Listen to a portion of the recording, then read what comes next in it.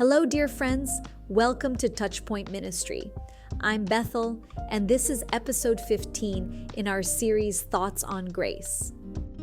Whether you're listening on your commute, at home, or anywhere else, I'm truly honored to have this time with you. This podcast is a space where we pause, reflect, and take in God's amazing grace. In the midst of life's challenges, it's so important to remember that God's love is ever present and His truth is always speaking to our hearts.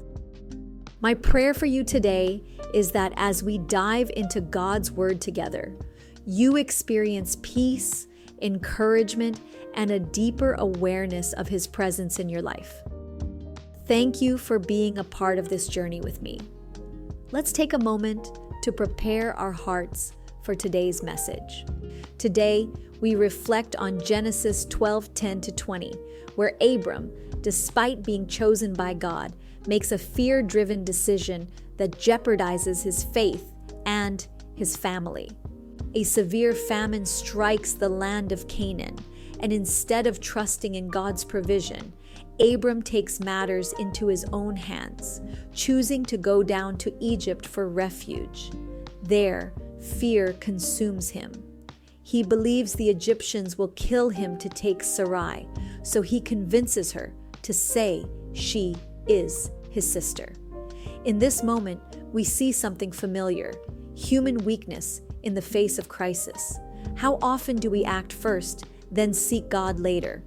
When faced with uncertainty, we lean on our own wisdom, only to find ourselves entangled in fear, compromise, and unintended consequences. Yet, despite Abram's misstep, God intervenes. He protects Sarai, preserves his promise, and restores the path of his plan, because God's faithfulness is greater than human failure. Be encouraged today by these truths. God moves even in our missteps. Just as He restored Sarah's dignity and position, God is always working to correct misunderstandings of His character in our lives. God sees our weaknesses and still chooses us. He understands our struggles, our doubts, and our fears, yet His love remains steadfast.